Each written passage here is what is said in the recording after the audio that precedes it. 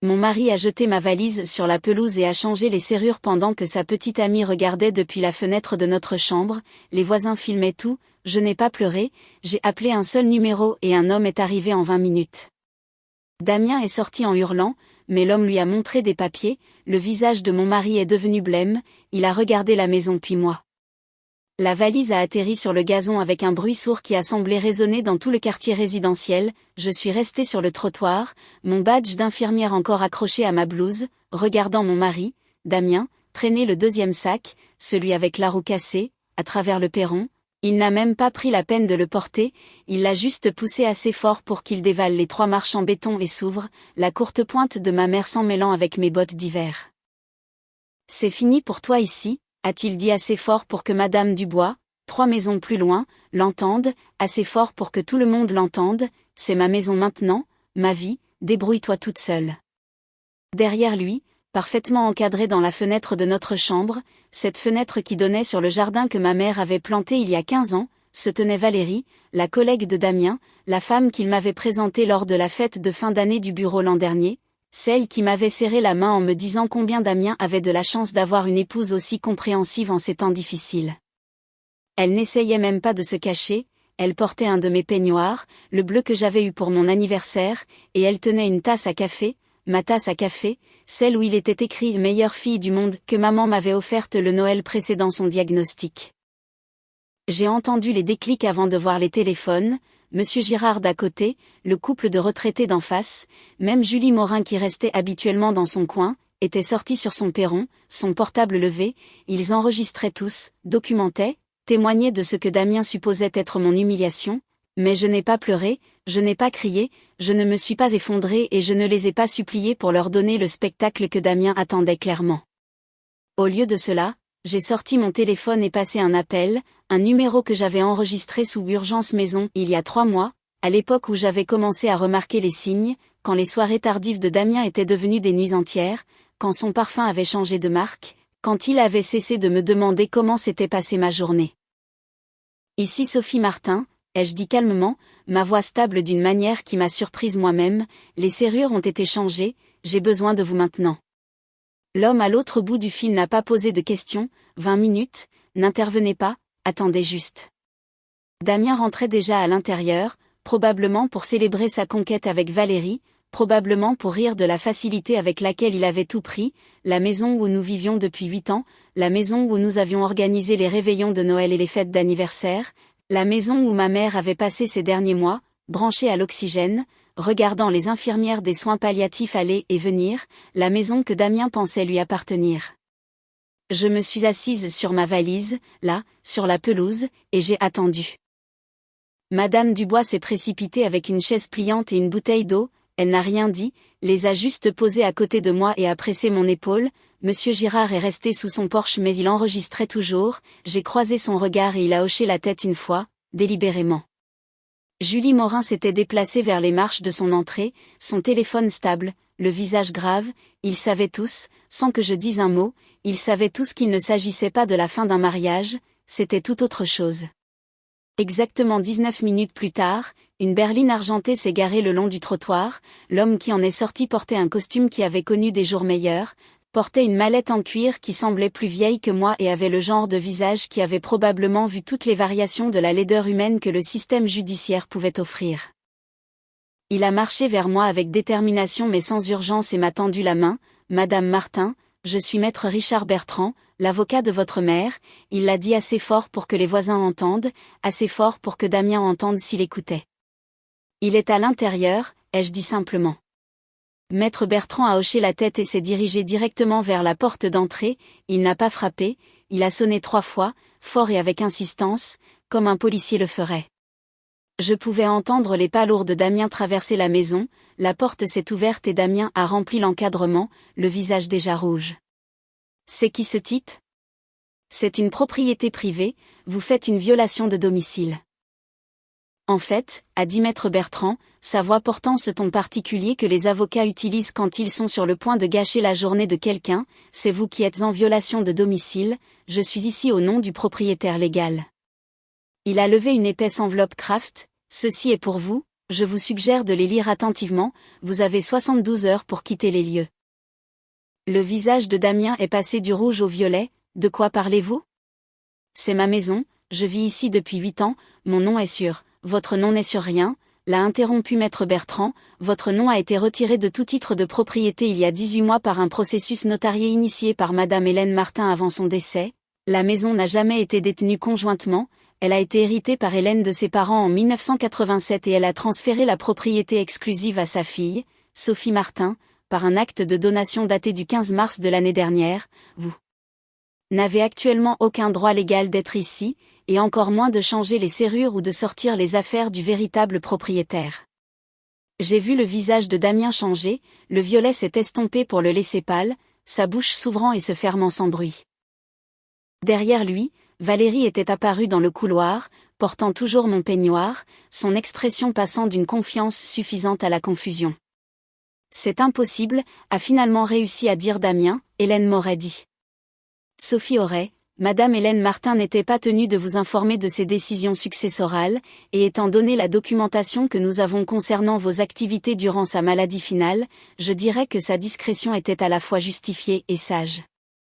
Maître Bertrand a sorti une deuxième feuille de papier, ceci est une ordonnance de protection temporaire, effective immédiatement, vous ne devez pas disposer, endommager ou retirer de biens de ces lieux au-delà de vos vêtements et effets personnels, toute violation entraînera une arrestation immédiate. Damien a arraché les papiers de la main de maître Bertrand, ses yeux les parcourant frénétiquement, j'ai pu voir le moment où il a atteint la section pertinente car tout son corps s'est raidi, ses yeux se sont posés sur moi, écarquillés et incrédules. Tu savais, a-t-il dit, sa voix se brisant, tu le savais depuis le début et tu n'as rien dit.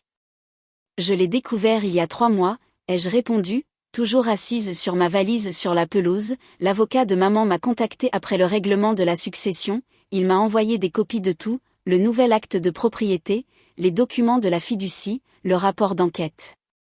Enquête, Valérie a parlé pour la première fois, sa voix plus aiguë que dans mon souvenir, quelle enquête? Maître Bertrand a souri et ce n'était pas amical, madame Hélène Martin a engagé un détective privé durant la dernière année de sa vie, elle a documenté de manière assez extensive la liaison entre M. Martin et vous-même, incluant les dates, les lieux et le timing plutôt malheureux de vos rencontres, spécifiquement durant les visites à l'hôpital et les séances de soins palliatifs. Il a sorti un 3e document, nous avons des photographies, horodatées, géolocalisées, y compris le soir du 3 mars quand monsieur Martin a dit à sa femme qu'il restait tard au bureau pour gérer de la paperasse mais qu'il était en fait à l'hôtel Mercure du centre-ville. C'était le même soir où madame Hélène Martin est tombée dans sa salle de bain et Sophie a dû appeler le SAMU seule parce que son mari ne répondait pas à son téléphone. Le silence qui a suivi était absolu, même les oiseaux semblaient s'être arrêtés de chanter. La main de Damien tenant les papiers tremblait, il a regardé la maison, puis moi, puis les papiers à nouveau. Qu'est-ce qu'Hélène savait exactement, a-t-il demandé, la voix à peine au-dessus d'un murmure. Tout, a répondu maître Bertrand, elle a su pendant environ 6 mois avant de décéder, elle vous a regardé prétendre soutenir votre femme tout en la trahissant, elle a documenté votre négligence financière, votre abandon émotionnel et votre tromperie continue, et ensuite elle s'est assurée avec une certitude absolue que vous ne seriez jamais capable de prendre quoi que ce soit d'autre à sa fille. Damien a trébuché en arrière, heurtant Valérie qui a croisé ses bras autour d'elle-même, mon peignoir, le cadeau de ma mère, semblait soudain obscène sur elle. Il y a autre chose, a continué maître Bertrand, et j'ai entendu le changement dans son ton, c'était la partie que même moi je ne connaissais pas encore. Monsieur Martin, nous avons également découvert des irrégularités financières préoccupantes qui doivent être traitées. Au cours des 3 dernières années, vous avez tenté de contracter plusieurs prêts en utilisant cette propriété comme garantie. Le visage de Damien, qui avait commencé à reprendre un peu de couleur, est redevenu blanc. C'est standard, les propriétaires font ça tout le temps. Les propriétaires qui possèdent réellement la maison, oui, mais vous ne possédiez pas cette maison, ce qui signifie que vous avez falsifié des documents de propriété, spécifiquement, vous avez imité la signature de madame Sophie Martin sur une demande de rachat de crédit il y a 2 ans et sur une demande de prêt travaux il y a 14 mois, les prêteurs sont notifiés au moment où nous parlons et ils se tourneront vers vous personnellement pour le remboursement, nous parlons d'environ 120 000 € de prêt. Frauduleux. Les mots ont flotté dans l'air comme de la fumée, j'ai senti mon souffle se couper, 120 000 €, Damien avait volé la maison, me volait moi, volait l'héritage de ma mère et je n'en avais aucune idée.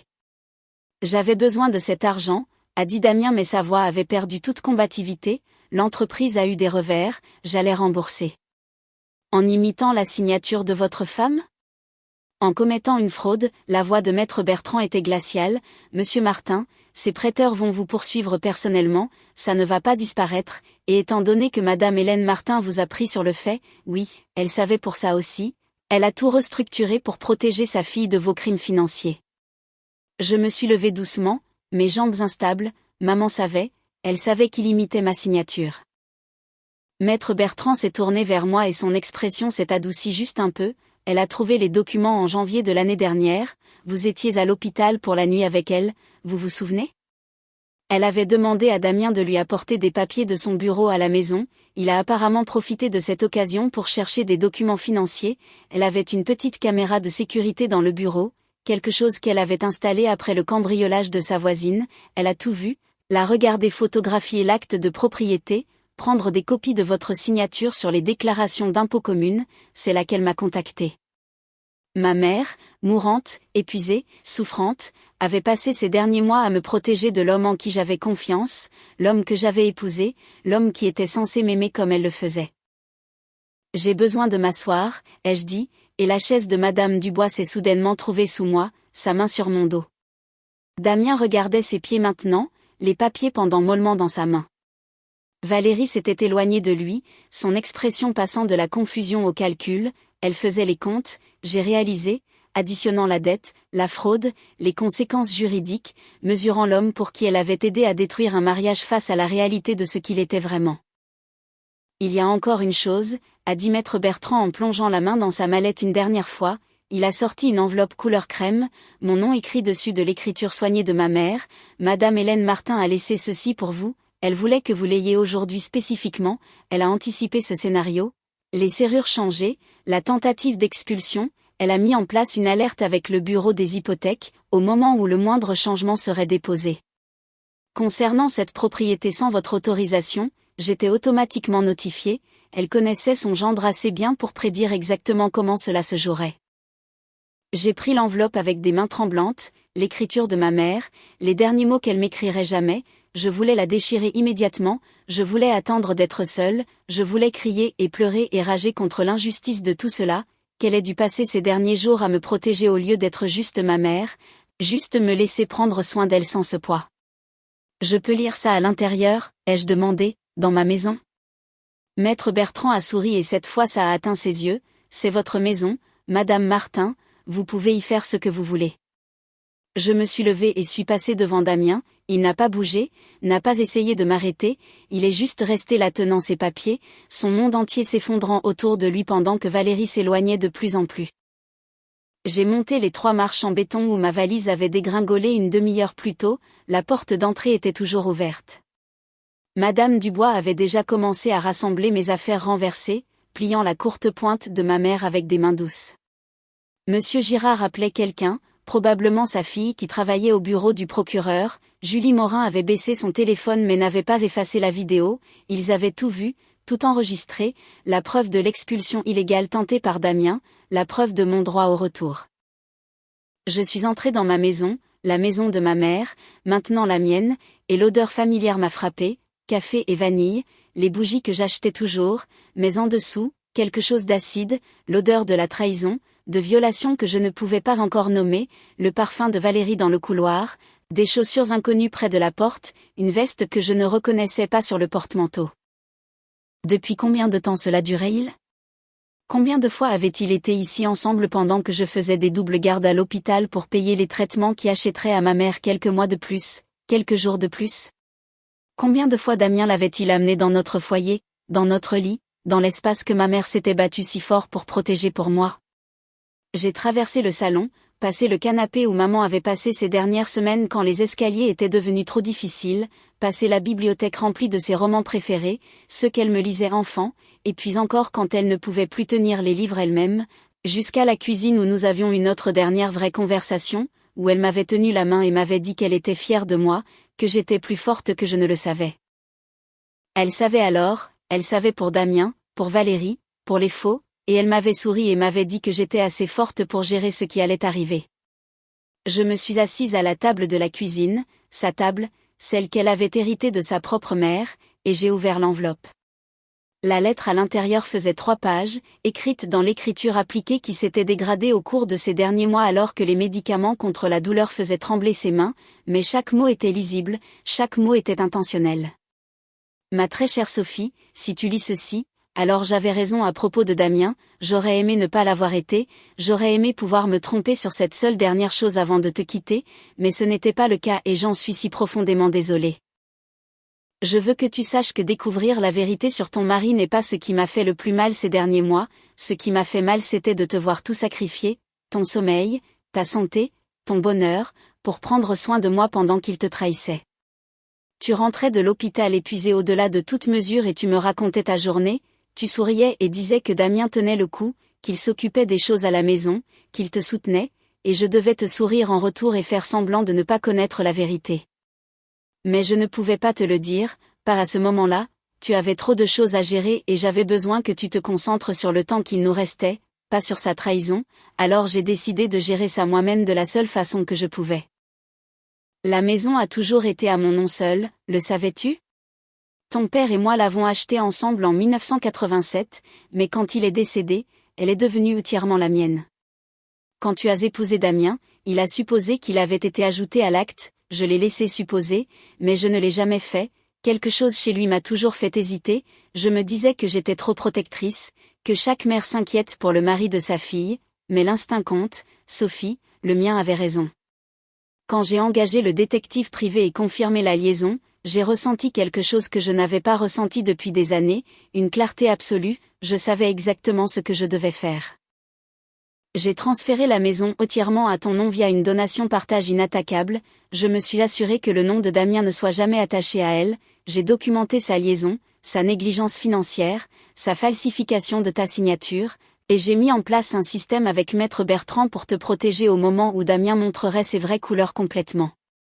J'aimerais pouvoir être là pour te serrer dans mes bras quand tu liras ça, j'aimerais pouvoir te dire en personne que ce n'est pas ta faute, la trahison de Damien est son choix, son défaut de caractère, son échec, tu n'es pas responsable de la capacité d'une autre personne à tromper. Il y a autre chose dans cette enveloppe, un chèque de 40 000 €, c'est de l'argent que j'ai économisé en refusant certains traitements dans mes derniers mois, des traitements qui auraient prolongé ma vie de peut-être 6 à 8 semaines mais m'auraient laissé à l'agonie et t'auraient laissé endettée. J'ai choisi de quitter ce monde un peu plus tôt, avec moins de douleur, et de te donner la liberté à la place. Je sais que tu voudras discuter ce choix, tu te sentiras coupable comme si tu aurais dû insister pour ces traitements, te battre plus fort, faire plus, mais Sophie, tu as tout fait, tu m'as donné le plus grand cadeau, ta présence. Tu es restée, tu as tenu ma main, tu m'as fait la lecture, tu m'as fait rire même quand je pouvais à peine respirer, tu as été exactement la fille que j'avais toujours espéré élever. Damien t'a laissé pendant la période la plus dure de ta vie, ça te montre qui il est. Cette maison, cet argent, cette protection juridique, ça te montre qui je suis, qui nous sommes, des femmes qui se soutiennent, des femmes qui protègent ce qui compte. Utilise l'argent comme tu en as besoin, paie des dettes, prends des congés, voyage quelque part où j'ai toujours voulu t'emmener où, et je pense que tu aimeras cette idée, utilise-le pour aider d'autres femmes qui traversent ce que tu traverses, lance quelque chose, construis quelque chose, crée un espace où les femmes peuvent retrouver leur force. La maison se souvient de la loyauté, Sophie, elle se souvient de qui est resté et de qui est parti, elle se souvient de chaque repas que nous avons cuisiné ensemble, de chaque fête que nous avons célébrée, de chaque soirée tranquille où tu t'es assise avec moi et m'as juste laissé être ta mère. Damien n'a jamais vraiment fait partie de ça, c'était un invité qui a abusé de son hospitalité, maintenant c'est à toi de décider ce qui se passe ensuite. Tu as le pouvoir, tu as les ressources, tu as le droit légal sur chaque centimètre de cette propriété et tu as ma foi absolue que tu construiras quelque chose de beau à partir de ces décombres. Je t'aime plus qu'aucun mot ne peut l'exprimer, je suis fière de la femme que tu es et je veillerai sur toi, t'encourageant alors que tu reprends ta vie et construis quelque chose de mieux que Damien ne pourrait jamais imaginer.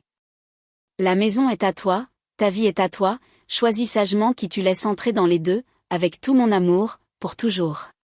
S'il te plaît, garde la courte pointe, c'était celle de ta grand-mère et de sa mère avant ça, 4 générations de femmes fortes, toutes aimant, nous ne partons nulle part. J'ai lu la lettre 3 fois avant que les larmes ne viennent finalement, pas parce que Damien avait jeté mes affaires sur la pelouse, pas à cause de la liaison ou des faux ou de la trahison, mais parce que ma mère, mourante et souffrante, avait passé ces derniers mois à me protéger, avait choisi de quitter ce monde plus tôt que nécessaire pour que je puisse avoir la liberté, m'avait aimé assez pour gérer la laideur afin que je n'ai pas à l'affronter seule. Le chèque a glissé d'entre les pages, 40 000 € à mon ordre, daté de la semaine précédant sa mort, l'argent qu'elle avait économisé en souffrant moins de soulagement, moins d'analgésiques, des soins palliatifs plus courts, l'argent qu'elle avait choisi de me laisser au lieu de le dépenser pour elle-même. J'ai entendu des pas derrière moi et je me suis tendue, mais c'était Maître Bertrand, pas Damien. J'ai donné à votre mari la documentation complète, a-t-il dit doucement, les informations sur les prêts, les accusations de fraude, les preuves de la liaison, lui et sa compagne rassemblent ses affaires maintenant, il a demandé les 72 heures complètes pour trouver un logement alternatif. Et la petite amie, ai-je demandé, la voix rauque d'avoir pleuré. L'expression de Maître Bertrand est devenue grave, il y a autre chose que vous devez savoir à son sujet, quelque chose qui a été mis en lumière lors de la vérification des antécédents demandés par votre mère. Je l'ai regardé, épuisé, qu'est-ce qu'il pourrait y avoir d'autre ? Valérie n'a pas seulement une liaison avec votre mari, elle est toujours légalement mariée, depuis 12 ans, 2 enfants âgés de 8 et 10 ans vivant avec son mari dans le nord près de Lille, c'est la 3e fois qu'elle monte exactement cette arnaque, ciblant des hommes mariés avec des biens, emménageant, tentant d'établir des droits de concubinage ou de revendiquer une participation financière au foyer, puis les dépouillant lors du règlement inévitable. Les mots n'avaient pas de sens au début, j'ai cligné des yeux vers Maître Bertrand, essayant de traiter l'information. Elle est mariée avec des enfants. Son mari, Thomas, la cherche depuis 8 mois, elle a vidé leur compte joint et est partie, il essaie de lui signifier une demande de divorce et des documents de modification de garde, j'ai pris la liberté de le contacter quand l'enquête de votre mère a révélé la véritable identité de Valérie, il est en route, il devrait arriver d'ici 1 heure. J'ai commencé à rire, je n'ai pas pu m'en empêcher, la situation était si absurde, si complètement ridicule que le rire était la seule réponse sensée. Damien n'avait pas seulement détruit notre mariage pour une liaison, il l'avait détruit pour une femme qui l'arnaquait, une femme qu'il avait probablement ciblée délibérément, évalué ses actifs, manipulé son entrée dans sa vie avec le but explicite de tout prendre, et il pensait être celui qui contrôlait la situation. Est-ce que Damien le sait, ai-je demandé. Pas encore, je pensais que vous voudriez peut-être être là quand Thomas arrivera, c'est votre maison après tout, votre choix de permettre que cette conversation ait lieu ici. J'y ai réfléchi, pensé au visage de Damien quand il avait ouvert la porte à Maître Bertrand, pensé à la manipulation minutieuse de Valérie, sa performance à la fête de fin d'année, la façon dont elle avait porté mon peignoir comme un trophée, pensé à ma mère passant ces derniers mois à me protéger des gens qui me voyaient comme rien de plus qu'un obstacle à surmonter. Laissez venir Thomas, ai-je dit, je veux que Damien voie exactement contre quoi il a échangé son mariage, je veux qu'il comprenne la profondeur de sa propre stupidité. Maître Bertrand a hoché la tête avec approbation, votre mère aurait dit la même chose, elle a toujours été stratégique, même à la fin. Nous sommes retournés dehors ensemble, Damien avait entassé ses vêtements dans des sacs poubelles, apparemment il n'avait pas pensé à garder des valises ici, et les chargeait dans sa voiture. Valérie se tenait près de la porte d'entrée, portant toujours mon peignoir, le visage tendu par le calcul, elle avait entendu Maître Bertrand mentionner les accusations de fraude, elle planifiait probablement déjà sa stratégie de sortie, cherchant comment se distancier des problèmes juridiques de Damien. Les voisins regardaient toujours, Madame Dubois m'avait apporté mes valises, soigneusement remballées, Monsieur Girard avait fait du café et le partageait avec Julie Morin, ils avaient formé un demi-cercle protecteur autour de la limite de ma propriété, témoin de ce qui allait suivre. Damien a claqué son coffre et s'est tourné pour me faire face, satisfaite, a-t-il craché, tu gardes la maison, tu gardes tout, j'espère que ça valait le coup de détruire notre mariage pour ça. Je n'ai rien détruit, ai-je répondu calmement, tu as fait ça tout seul, j'ai juste arrêté de faire semblant de ne pas remarquer. Ta mère t'a empoisonné contre moi, elle ne m'a jamais aimé, ne m'a jamais donné ma chance. Ma mère est morte en me protégeant de toi, l'ai-je interrompu, elle a passé ces derniers mois à rassembler des preuves de ta trahison au lieu de simplement se reposer, elle a choisi de souffrir plus pour que je puisse avoir moins de dettes et plus de liberté, elle m'aimait assez pour gérer la vérité laide seule pour que je puisse me concentrer sur mon rôle de fille, tu n'as même pas pu réussir à être fidèle pendant que je l'aidais à mourir. La bouche de Damien s'agitait sans son, Valérie s'était rapprochée de sa propre voiture, une petite citadine que je n'avais jamais vue avant, elle calculait sa fuite, j'ai réalisé, composant probablement déjà l'histoire qu'elle raconterait au prochain pigeon, le prochain homme marié qu'elle ciblerait. C'est là que le pick-up s'est garé, l'homme qui en est sorti était grand, large d'épaules, avec le regard épuisé de quelqu'un qui avait cherché trop longtemps quelque chose qu'il avait perdu, il avait 2 enfants avec lui, un garçon et une fille, tous 2 en âge d'école primaire. Ils sont restés dans le camion mais je pouvais voir leurs visages pressés contre les vitres, cherchant. « Valérie » a dit l'homme, sa voix rauque mais contrôlée, « il faut qu'on parle. » Valérie s'est figée absolument, tout le calcul, toute la confiance se sont vidés de son visage en un instant, elle a regardé entre Thomas, Damien et le camion avec ses enfants à l'intérieur, et je l'ai vu réaliser qu'il n'y avait pas d'issue, pas d'histoire qui fonctionnerait, pas de manipulation qui la sauverait. « C'est qui ce type, bordel ?» a exigé Damien, regardant entre Thomas et Valérie. « Valérie, c'est qui ?»« Je m'appelle Thomas Morin », a dit l'homme en sortant un dossier de son camion, « je suis le mari de Valérie, depuis 12 ans, ce sont nos enfants, Emma et Jacques, et voici les papiers du divorce et les documents de modification de la garde, j'essaie de lui remettre depuis 8 mois. » Le silence était assourdissant, le visage de Damien a traversé la confusion, l'incrédulité, le choc et finalement la compréhension, il s'est tourné vers Valérie lentement, « Tu es mariée ?» a-t-il dit platement, « Tu as des enfants. »« Ce n'est pas ce que tu crois », a commencé Valérie, mais Thomas l'a coupé, « C'est exactement ce qu'il croit, c'est ce que tu fais Valérie, tu trouves des hommes mariés avec des biens, tu emménages avec eux, tu établis une résidence, puis tu revendiques des droits quand les choses s'effondrent, tu l'as fait dans le Nord avant qu'on se marie, tu l'as fait en Belgique il y a 3 ans, oui, j'ai découvert ça, et maintenant ici, tu n'allais jamais rester avec lui Damien, tu allais le dépouiller et passer au suivant. » Damien a trébuché en arrière, sa main allant à sa poitrine comme s'il avait été frappé, « Tu m'as dit que tu m'aimais, tu m'as dit qu'on construisait une vie ensemble, tu as dit à ta femme que tu travaillais tard pendant que tu étais avec moi. » Valérie a riposté, sa voix devenant vicieuse maintenant que sa couverture était grillée, « Tu n'es pas exactement innocent ici Damien, tu voulais ça, tu voulais quelqu'un qui te fasse sentir jeune et important, eh bien félicitations, tu as eu exactement ce que tu méritais. » Thomas s'est approché de Valérie avec les papiers, « Tu dois signer ça, tu dois revenir pour l'audience de garde, Emma et Jacques méritent mieux que ça, ils méritent une mère qui ne disparaît pas pour arnaquer des hommes mariés. » Les enfants dans le camion pleuraient maintenant, je pouvais les voir à travers les vitres, le garçon avec son bras autour de sa jeune sœur, tous 2 regardant leur mère affronter les conséquences de ses choix. Mon cœur s'est brisé pour eux d'une manière qu'il ne s'était pas brisé pour moi-même, ils n'avaient rien choisi de tout cela, ils étaient juste des dommages collatéraux dans la poursuite sans fin de leur mère pour de l'argent facile et des vies volées. Valérie a arraché les papiers à Thomas, les mains tremblantes, « D'accord, je vais les signer, je reviendrai, mais je n'abandonne pas la garde. »« Tu les as abandonnés, » a dit Thomas, sa voix épaisse d'émotion, « tu as vidé notre compte en banque et tu les as laissés sans un mot, le tribunal ne te donnera rien au-delà de visites supervisées et c'est seulement si tu as de la chance. » Damien fixait toujours Valérie comme s'il ne l'avait jamais vue auparavant, « Tu m'utilisais, » a-t-il dit lentement, la réalité s'imprimant enfin, « tout ce temps, tout ce que tu as dit, tout ce qu'on a fait. » « Oh, grandis un peu, » a claqué Valérie, enlevant mon peignoir et le jetant par terre, en dessous elle portait un jean et un débardeur, des vêtements clairement prêts pour une sortie rapide, « Tu crois que tu étais spécial ? Tu crois que ce qu'on avait était réel ? Tu es juste un autre homme qui pensait mériter plus que ce qu'il avait, tu étais pratique, c'est tout. » Elle a attrapé un petit sac à l'intérieur de la maison, apparemment elle gardait un sac de départ prêt juste au cas où, et a foncé vers sa voiture. Thomas l'a suivi avec les papiers, le visage grave, ils ont eu un échange bref et dur que je n'ai pas pu entendre, et puis Valérie démarrait en trombe, sa voiture laissant de la gomme sur la rue.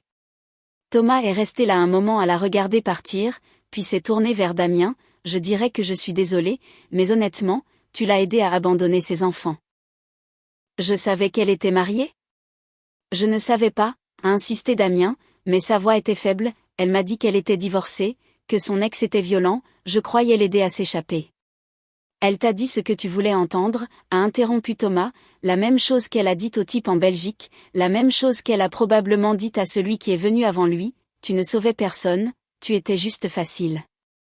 Thomas est retourné à son camion, les épaules lourdes de fatigue, avant de monter, il m'a regardé, je suis désolée que vous ayez été mêlée à ça, ma femme, ex-femme, elle détruit des vies, c'est ce qu'elle fait, j'espère que vous retomberez sur vos pieds. Je le ferai, ai-je dit et je le pensais, prenez soin de ses enfants.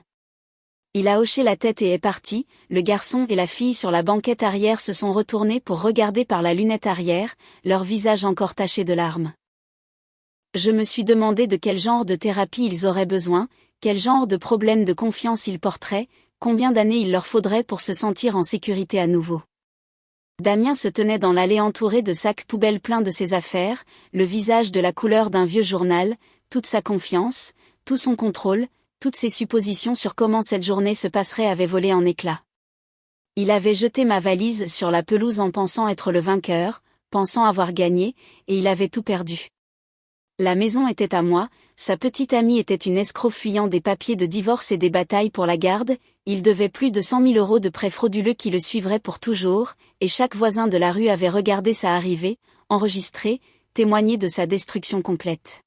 « Je dois y aller », a-t-il dit finalement, sa voix à peine audible, « je dois trouver où je vais loger. » Vous avez 72 heures, lui a rappelé maître Bertrand, utilisez-les pour retirer vos effets personnels, tout ce qui restera après cela deviendra la propriété du propriétaire et sera jeté. Damien a hoché la tête mécaniquement et est rentré à l'intérieur, je l'ai entendu bouger, ouvrir des tiroirs, sortir des vêtements des placards, les bruits d'une vie en train d'être démantelée, les bruits des conséquences qui arrivent. Madame Dubois m'a apporté une tasse de café fraîche, votre mère était une femme intelligente, a-t-elle dit doucement, elle savait exactement ce qu'elle faisait. Elle l'a toujours su, ai-je approuvé, enroulant mes mains autour de la tasse chaude même si je ne la sentais pas M. Girard s'est approché avec son téléphone, j'ai envoyé les vidéos à ma fille, elle travaille au bureau du procureur, étant donné les accusations de fraude et la tentative d'expulsion illégale, ils voudront ça comme preuve, ça vous va? Plus que ça, ai-je dit, merci à vous tous d'avoir été là, d'avoir enregistré ça, de ne pas avoir détourné le regard. C'est ce que font les voisins, a dit Julie Morin en nous rejoignant, on veille les uns sur les autres, votre mère m'aidait avec mon jardin chaque printemps, elle disait que ça lui rappelait sa propre mère lui apprenant à planter, je lui devais ça, et je vous le dois, tout ce dont vous avez besoin, vous demandez. Damien a émergé une heure plus tard avec le dernier de ses sacs, il ne voulait pas me regarder, ne voulait regarder aucun des voisins, a juste tout chargé dans sa voiture avec une précision mécanique, le visage vide, ses mouvements raides. Quand il est finalement parti, j'ai senti quelque chose se relâcher dans ma poitrine, une tension que je portais depuis des mois, peut-être des années sans le réaliser, le poids du soupçon, des instincts ignorés, d'avoir choisi de croire des mensonges confortables au lieu d'affronter des vérités inconfortables. La maison se tenait derrière moi, solide et certaine, ma maison, la maison de ma mère, pour des générations de femmes qui s'étaient aimées et protégées les unes les autres.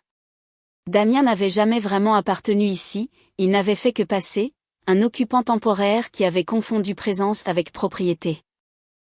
Maître Bertrand m'a tendu un dossier complet de documents, tout ce dont vous avez besoin est là, l'acte de propriété, les papiers de la fiducie, l'ordonnance de protection, les preuves de la fraude. J'ai aussi inclus les coordonnées d'un bon avocat spécialisé en divorce et d'un conseiller financier qui peut vous aider à gérer le dernier cadeau de votre mère, elle voulait que vous ayez des options, Sophie, elle voulait que vous ayez le choix. J'ai pris le dossier, son poids était étrangement réconfortant, une preuve solide que l'amour de ma mère s'étendait au-delà de la mort, qu'elle avait pensé à tout, planifié tout, m'avait protégé même des menaces qu'elle savait que je ne verrais pas venir. Merci, ai-je dit, d'avoir aidé, d'être là aujourd'hui, d'avoir fait exactement ce qu'elle a demandé. C'était un honneur, a répondu maître Bertrand, votre mère était l'une des personnes les plus vives que j'ai jamais rencontrées, même à la fin, même dans la douleur, son esprit était clair comme de l'eau de roche, elle savait exactement ce qu'elle voulait et comment le faire arriver, vous venez d'une bonne lignée, Madame Martin, ne l'oubliez pas. Après le départ de maître Bertrand, je suis restée dans mon jardin pendant un long moment à regarder la maison, elle avait besoin de travail, la peinture passait, le jardin avait été négligé durant la maladie de ma mère et mes longues gardes à l'hôpital, les gouttières avaient probablement besoin d'être nettoyées, mais c'était à moi, complètement, légalement, incontestablement à moi, et je savais exactement ce que ma mère voudrait que j'en fasse. Le lendemain matin, je me suis portée pâle à l'hôpital pour la première fois en 3 ans, puis j'ai appelé mon superviseur et demandé des ressources du programme d'aide aux employés. Je savais que d'autres femmes au travail traversaient des divorces, faisaient face à des trahisons, géraient les conséquences de mariages qui s'étaient effondrés. Je les avais vues en salle de pause, épuisées et seules, essayant de tenir le coup. En une semaine, j'avais pris contact avec 5 femmes de mon service qui faisaient face à des situations similaires. Nous nous sommes réunis chez moi, la maison de ma mère, un samedi après-midi. Nous nous sommes assises dans le salon où maman avait passé ces dernières semaines et nous avons parlé, vraiment parlé, des signes que nous avions manqués, des drapeaux rouges que nous avions ignorés, des façons dont nous avions été manipulés et de la force que nous avions trouvée pour survivre. C'était la première réunion de ce qui deviendrait le club du nouveau départ. Au bout du 3e mois, nous avions 15 membres réguliers, des femmes de l'hôpital, du quartier, des amis d'amis qui avaient entendu parler du groupe par des conversations chuchotées dans les supermarchés et les cafés. Nous parlions de choses pratiques, droit de propriété, planification financière, procédure de divorce, arrangement de garde, mais nous parlions aussi des séquelles émotionnelles, du deuil de perdre non seulement un partenaire mais l'avenir qu'on avait imaginé, de la honte qui vient avec l'aveu d'avoir été trompé, du travail lent et douloureux de reconstruire la confiance en soi et en les autres. J'ai utilisé une partie des 40 000 € de ma mère pour engager une avocate spécialisée dans l'aide aux femmes traversant des divorces contentieux. Elle venait à la maison une fois par mois pour répondre aux questions et examiner des cas bénévolement pour toute femme qui ne pouvait pas payer ses honoraires habituels. Une autre portion est allée à un conseiller financier qui donnait des cours sur la littératie financière et l'indépendance. Le reste je l'ai gardé, sachant qu'il y aurait des urgences, des situations où l'une de nous aurait besoin d'aide et n'aurait nulle part ailleurs où se tourner. Les papiers du divorce de Damien sont arrivés rapidement, il n'a rien contesté, ne pouvait pas se permettre de contester quoi que ce soit vraiment étant donné les accusations de fraude et la dette qu'il avait accumulée. Il avait emménagé dans un appartement en sous-sol à l'autre bout de la ville et faisait un 2e travail pour rembourser les prêts qu'il avait contractés illégalement. J'ai entendu par des connaissances communes qu'il avait pris 10 ans en 6 mois, qu'il parlait à peine à qui que ce soit, qu'il était devenu une fable morale à son bureau. Je n'avais pas pitié de lui, mais je ne ressentais pas la rage brûlante que j'avais attendue non plus. Surtout, je ressentais du soulagement que ma mère m'ait protégée, soulagement d'être sortie avant que Damien ne puisse faire plus de dégâts, soulagement que la maison, cet espace qui détenait 4 générations de souvenirs de femmes, ait été sauvé. Valérie a disparu complètement, Thomas a obtenu la garde complète d'Emma et Jacques, et d'après ce que j'ai entendu via le réseau de commérage de la petite ville qui nous connectait tous, les enfants allaient mieux, thérapie, stabilité, la présence inébranlable de leur père, ça aidait. J'ai envoyé une carte à Thomas 6 mois après que tout soit arrivé, juste un mot simple disant « J'espère qu'il guérisse ». Il a renvoyé une photo des enfants souriant le jour de la rentrée des classes, pas de mots nécessaires. 18 mois après que Damien ait jeté ma valise sur la pelouse, j'ai organisé le réveillon de Noël à la maison. 23 femmes sont venues, plus certains de leurs enfants, plus Madame Dubois et son mari, plus M. Girard et sa fille du bureau du procureur, plus Julie Morin et son fils adolescent. Nous avons rempli chaque pièce, chaque chaise, chaque surface avec de la nourriture et des rires et le genre de joie chaotique qui vient des gens qui ont survécu à quelque chose de terrible et en sont sortis de l'autre côté. J'avais recommencé à fréquenter quelqu'un prudemment, un homme nommé David qui enseignait le français au lycée et avait perdu sa femme d'un cancer 3 ans plus tôt. Il comprenait le deuil, comprenait le processus compliqué de reconstruction, comprenait que certains jours on allait bien et certains jours absolument pas, et que les deux étaient ok. Nous avons pris les choses lentement, nous nous sommes vus pour un café, avons parlé de nos mères décédées et de nos mariages morts et de l'étrange courage qu'il faut pour essayer à nouveau. Il est venu au réveillon, a apporté du pain maison et sa fille, une étudiante en première année de fac étudiant le travail social qui avait entendu parler du club du nouveau départ et voulait faire du bénévolat. Elle et moi avons parlé pendant 1 heure du besoin de systèmes de soutien, de l'isolement que les femmes ressentent quand leurs mariages implosent, de la honte qui garde tant de gens silencieux.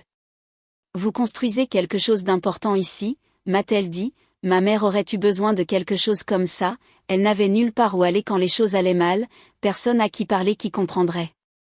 C'est pour ça qu'on le fait, ai-je dit simplement, pour que personne n'ait à traverser ça seul.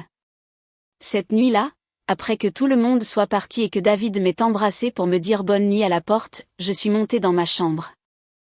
Sur le mur à côté de mon lit, dans un cadre en bois simple, était accrochée la lettre de ma mère. Je l'avais gardée là depuis le jour où maître Bertrand me l'avait donnée. Certains matins je la lisais, certains matins je la regardais juste, puisant de la force dans ces mots même si elle était partie. La maison se souvient de la loyauté Sophie. J'ai regardé autour de la pièce, les murs qui avaient abrité 4 générations de femmes, la fenêtre qui donnait sur le jardin que j'avais lentement ramené à la vie, l'espace qui avait vu tant de douleur et tant de guérison.